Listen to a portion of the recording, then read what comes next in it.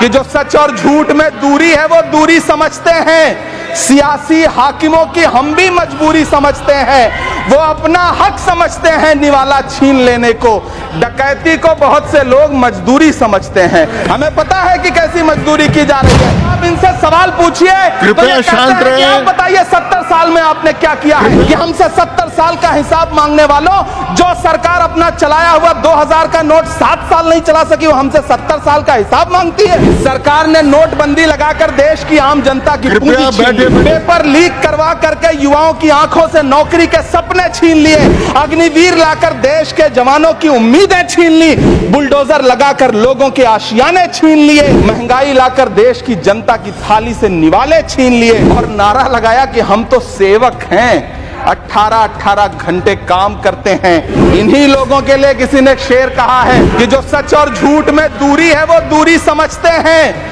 सियासी हाकिमों की हम भी मजबूरी समझते हैं, वो अपना हक समझते हैं निवाला छीन लेने को, डकैती को बहुत से लोग मजदूरी समझते हैं। हमें पता है कि कैसी मजदूरी की जा रही है। एक तरफ तो इस बजट में पीएम आवास योजना के तहत 3 करोड़ अतिरिक्त मकान देने की घोषणा है और दूसरी तरफ लखनऊ के अकबर नगर में 1280 वो मकान हैं जिन्हें रिवर फ्रंट बनाने के नाम पे बुलडोजर से जमींदोज कर दिया गया। लोग चीखते रहे, बच्चे बिलखते रहे, वसुधैव कुटुंबकम का नारा लगाने वाली सरकार इंसानों के घरौंदे उजाड़ कर जश्न मना रही है। सभापति महोदय, मेरा बहुत भावुकता के साथ देश के प्रधानमंत्री से सवाल है कि इन उजड़ते हुए मकानों और बेघर होते हुए घरों को देख करके आपको नींद कैसे आती है, आप सो कैसे पाते हैं? मेरा सवाल है इस देश के प्रधानमंत्री से, या तो लोगों के घरौंदे उजाड़ना बंद करिए या फिर करोड़ों मकान बनाने की झूठी घोषणाएं करना बंद करिए। इलेक्टोरल बॉन्ड खरीदने वालों के नाम छुपाने वाली सरकार इन दिनों आम के ठेला लगाने वालों के नाम जानना चाहती है। मुझे तो होटलों, ढाबों या आम के ठेलों पर नेम प्लेट लगवाने वालों से पूछना है कि कभी खून की बोतल पर देखा है किसी का नाम लिखा हुआ? मुझे पूछना है कि क्या कोरोना के दौरान अपनी उखड़ती हुई सांसों के लिए ऑक्सीजन तलाशने वाले किसी इंसान ने ऑक्सीजन लाने वाले किसी इंसान से पूछा था कि ऑक्सीजन लाने वाला इंसान मुसलमान है? अपने शीश महलों में बैठे हुए सरकार के सांसद और मंत्री कह रहे हैं कि महंगाई कम हो रही है। संसद की कैंटीन से बाहर निकल करके एक चाय का कप खरीदिए, तब समझ में आएगा कि महंगाई कम हो रही है या बढ़ रही है। किसी एक दिन अपनी किसी मजदूर की तरह अपनी दिन भर की दिहाड़ी लेकर के बाजार जाइए और अपने बच्चों के लिए राशन खरीदिए, तब पता चलेगा कि महंगाई कम हो रही है या नहीं हो रही है। यहां बैठ करके बड़ी बड़ी बातें करना आसान है। ये चूनर धानी धानी भूल जाते, ये पुरवा की रवानी भूल जाते, जो आकर 4 दिन गांव में रहते तो सारी लंतरानी भूल जाते।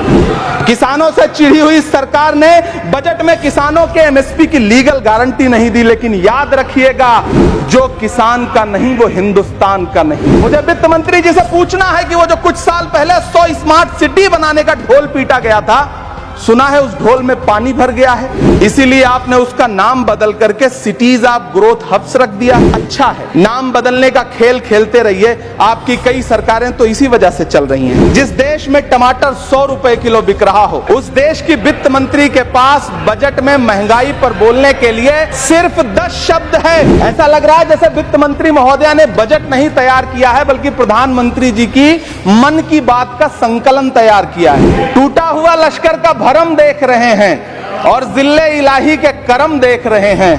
ताकत का नशा अक्ल पे हावी है तुम्हारी, तुम देख न पाओगे जो हम देख रहे हैं। 83 मिनट 71 बार थपथपाई गई मेज, 14,417 शब्दों का बजट भाषण, और उस बजट में अपने लिए राहत तलाशती मिडिल क्लास की हैरत ज़दा आंखें। इस सरकार को पढ़े लिखे लोगों से दिक्कत है सभापति महोदय, इसीलिए इस सरकार ने यूजीसी का बजट 66% कम कर दिया है। वित्त मंत्री महोदया ने इस बजट में महंगाई पर सिर्फ 10 शब्द बोला है।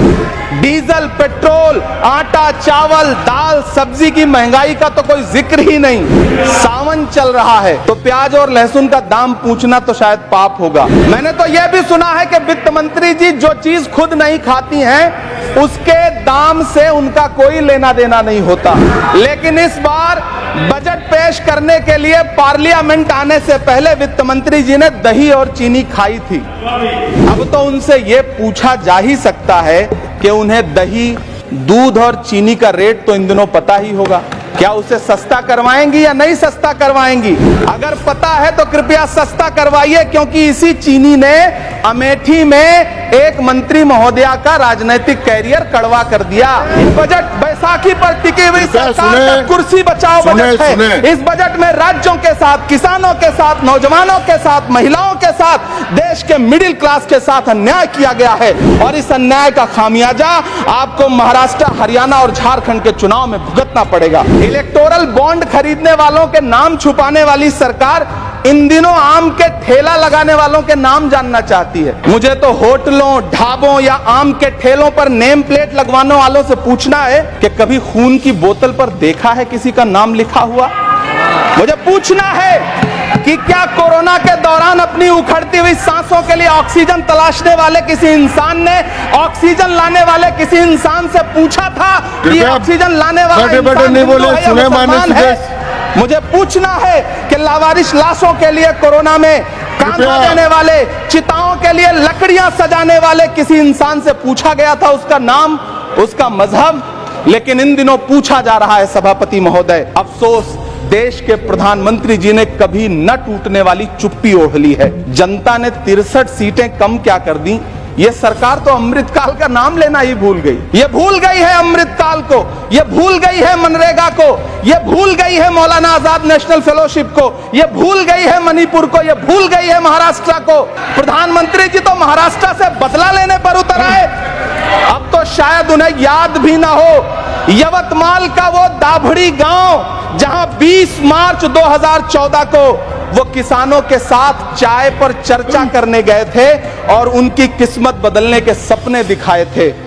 उसी यवतमाल में पिछले 6 महीने में 132 किसानों ने आत्महत्या की है। महाराष्ट्र में हर महीने 209 किसान आत्महत्या कर रहे हैं। राज्य सरकार द्वारा सौंपा गया आंकड़ा बताता है कि 1 जनवरी से 31 मई के बीच 1046 किसानों ने आत्महत्या की है। लेकिन अफसोस, इस बजट में महाराष्ट्र के किसानों के लिए कुछ भी नहीं है। किसानों से चिढ़ी हुई सरकार ने बजट में किसानों के एमएसपी की लीगल गारंटी नहीं दी। लेकिन याद रखिएगा, जो किसान का नहीं वो हिंदुस्तान का नहीं। मुझे वित्त मंत्री जी से पूछना है कि वो जो कुछ साल पहले 100 स्मार्ट सिटी बनाने का ढोल पीटा गया था, सुना है उस ढोल में पानी भर गया है, इसीलिए आपने उसका नाम बदल करके सिटीज ऑफ ग्रोथ हब्स रख दिया है।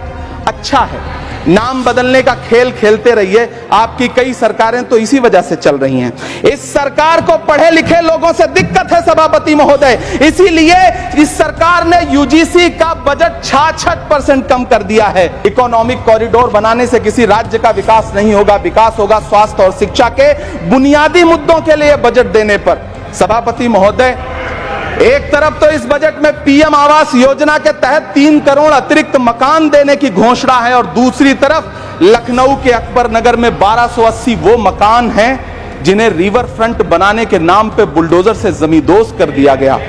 सभापति महोदय, लोग चीखते रहे, बच्चे बिलखते रहे, वसुधैव कुटुंबकम का नारा लगाने वाली सरकार इंसानों के घरौंदे उजाड़ कर जश्न मना रही है। सभापति महोदय, मेरा बहुत भावुकता के साथ देश के प्रधानमंत्री से सवाल है कि इन उजड़ते हुए मकानों और बेघर होते हुए घरों को देख करके आपको नींद कैसे आती है, आप सो कैसे पाते हैं? मेरा सवाल है इस देश के प्रधानमंत्री से, या तो लोगों के घरौंदे उजाड़ना बंद करिए या फिर करोड़ों मकान बनाने की झूठी घोषणाएं करना बंद करिए। यह बजट झूठ का पुलिंदा है।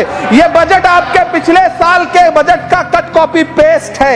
यह बजट हमारे चुनावी घोषणा पत्र की नकल करने की एक बेईमान कोशिश है। लेकिन कहावत है ना कि नकल के लिए भी अकल चाहिए। मेरे हाथ में एक तरफ न्याय पत्र है जो हमारा है और दूसरी तरफ अन्याय पत्र है जो आपका है।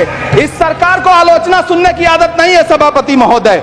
जब आप इनसे सवाल पूछिए तो ये कहते हैं कि आप बताइए 70 साल में आपने क्या किया है। मैं तो इस सदन में कहना चाहता हूं सभापति महोदय कि हमसे 70 साल का हिसाब मांगने वालों, जो सरकार अपना चलाया हुआ 2000 का नोट 7 साल नहीं चला सकी, वो हमसे 70 साल का हिसाब मांगती है। ये ये बजट बैसाखी पर टिकी हुई सरकार का कुर्सी बचाओ बजट है। इस बजट में राज्यों के साथ, किसानों के साथ, नौजवानों के साथ, महिलाओं के साथ, देश के मिडिल क्लास के साथ अन्याय किया गया है और इस अन्याय का खामियाजा आपको महाराष्ट्र, हरियाणा और झारखंड के चुनाव में भुगतना पड़ेगा। इस सरकार ने नोटबंदी लगाकर देश की आम जनता की बैठे बैठे नहीं बोले, टैक्स लगा करके छोटे व्यापारियों के कारोबार छीन लिए, पेपर लीक करवा करके युवाओं की आंखों से नौकरी के सपने छीन लिए, अग्निवीर लाकर देश के जवानों की उम्मीदें छीन ली, बुलडोजर लगाकर लोगों के आशियाने छीन लिए, महंगाई लाकर देश की जनता की थाली से निवाले छीन लिए और नारा लगाया कि हम तो सेवक हैं, 18-18 घंटे काम करते हैं। इन्हीं लोगों के लिए किसी ने शेर कहा है।